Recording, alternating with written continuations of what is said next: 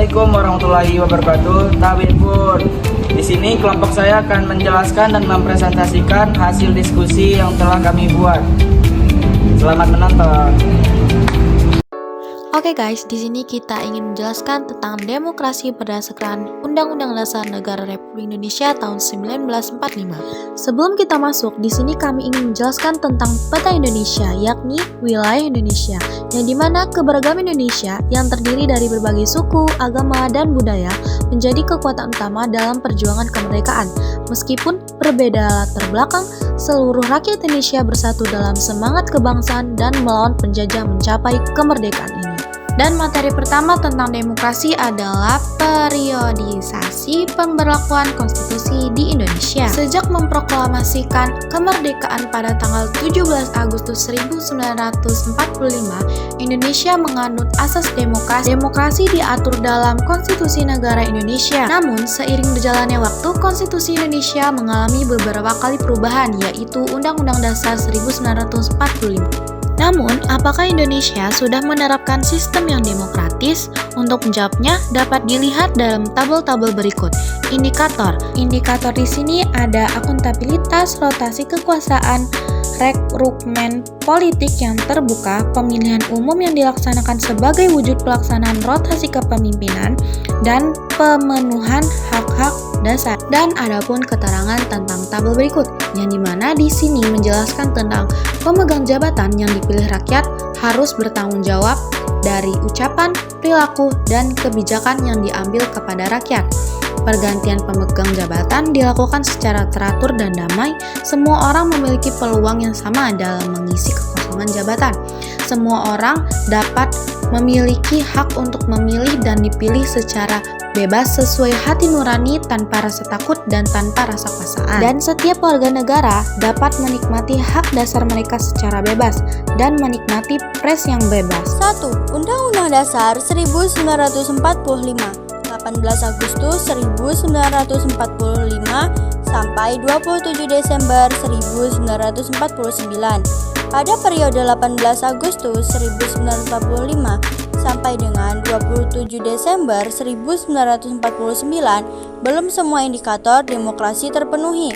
Hal ini dikarenakan di awal kemerdekaan, Indonesia menghadapi banyak rintangan, mulai dari upaya Belanda yang ingin menguasai Indonesia, perekonomian yang terseok-seok, perbedaan ideologi yang menyebabkan pemberontakan, dan banyak hal lainnya. Pemerintah Indonesia memusatkan perhatiannya pada upaya untuk mempertahankan kemerdekaan dan menjaga kedaulatan negara. Pada tanggal 18 Agustus 1945, Indonesia mengesahkan dan menetapkan Undang-Undang Dasar 1945 menjadi konstitusi pertama. Hal tersebut merupakan penanda diterapkannya demokrasi konstitusional. A. Pemberian hak-hak politik secara menyeluruh. Para pembentuk negara sejak semula mempunyai komitmen besar terhadap demokrasi. Begitu Indonesia menyatakan kemerdekaan dari pemerintah kolonial Belanda, semua warga negara dianggap dewasa, punya hak politik sama, tanpa diskriminasi ras, agama, suku, dan kedaerahan. B. Kekuasaan presiden dibatasi. Presiden yang secara konstitusional ada kemungkinan untuk menjadi diktator. Kekuasaannya dibatasi Komite Nasional Indonesia Pusat yang dibentuk menggantikan parlemen. Lahirnya partai politik. Dengan maklumat wakil presiden, maka dimungkinkan terbentuk sejumlah partai politik.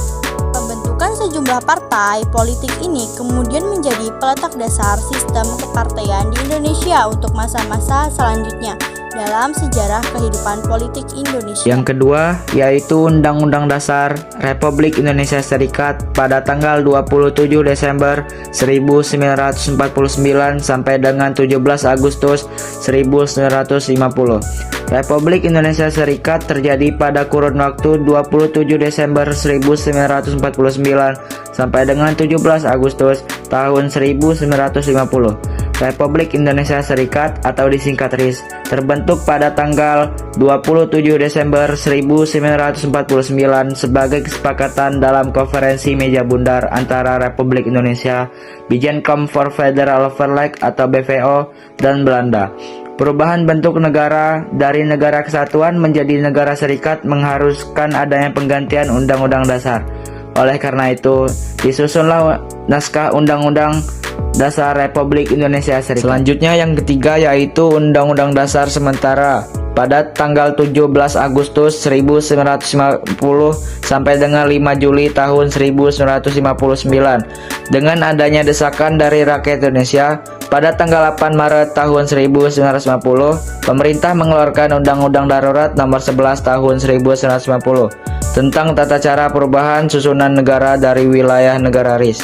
Berdasarkan Undang-Undang Darurat tersebut, daerah bagian lainnya menggabungkan diri ke dalam NKRI. Pada tanggal 5 Agustus tahun 1950, ditetapkanlah Undang-Undang Federal Nomor 7 tahun 1950 tentang Undang-Undang Dasar Sementara atau disingkat UUDS tahun 1950 yang berlaku sejak tanggal 17 Agustus tahun 1950. Berikut adalah kabinet-kabinet yang berlaku pada tahun 1950 sampai dengan tahun 1959. Yang pertama ada Kabinet Natsir pada September tahun 1950 sampai dengan 1951. Yang kedua Kabinet Sukiman pada April tahun 1951 sampai dengan Februari tahun 1952. Yang ketiga Kabinet Wilopo pada April tahun 1952 sampai dengan Juni tahun 1953. Yang keempat Kabinet Ali Sastroamidjojo I pada Juli tahun 1953 sampai dengan Agustus tahun 1955. Yang kelima Kabinet Burhanuddin Harahap pada Agustus tahun 1955 sampai dengan Maret tahun 1956. Yang keenam Kabinet Ali Sastroamidjojo II pada Maret tahun 1956 sampai dengan Maret tahun 1957. Dan yang terakhir adalah Kabinet Juanda pada Maret tahun 1957 sampai dengan Juli tahun 1957.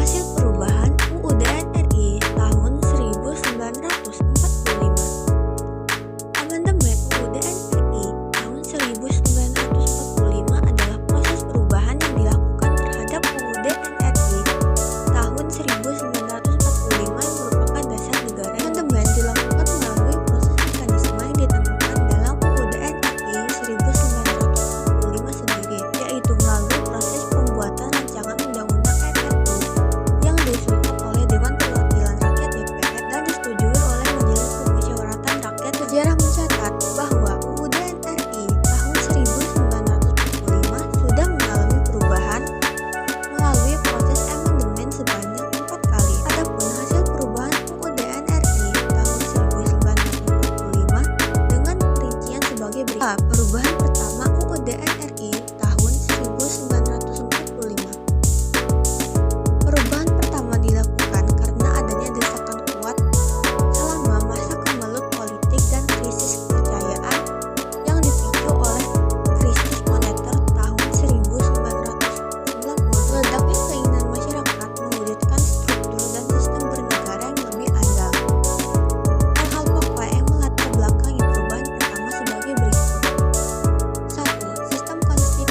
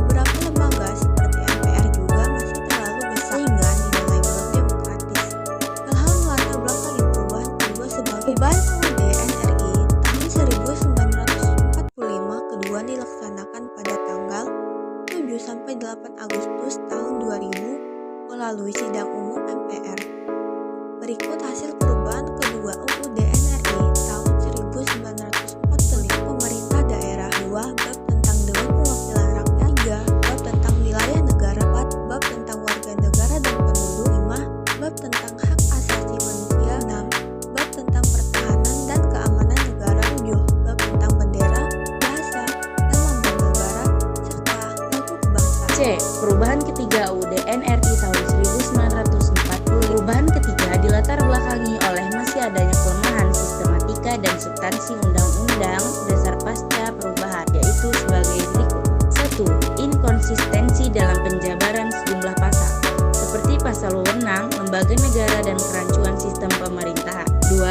Sistem ketatanegaraan yang belum jelas, belum adanya budaya taat berkonstitusi.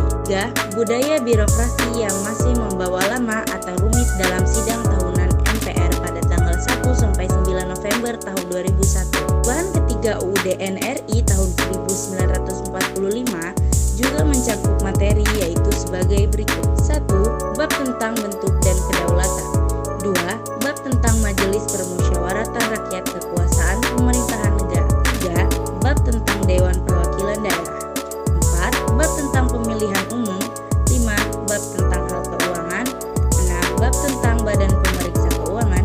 Dan juga ketujuh, bab tentang Badan Pemeriksa Kehakiman. Selanjutnya yang D.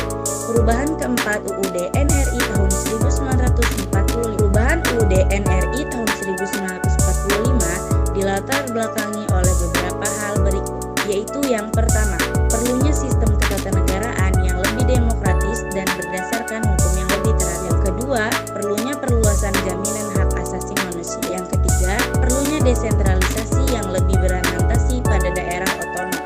Yang keempat, tidak ada grand design yang jelas dalam 3 amandemen sebelumnya. Dan juga yang kelima, perlu adanya penguatan peran parlemen dalam hal mewujudkan fungsinya sebagai perwakilan rakyat. C.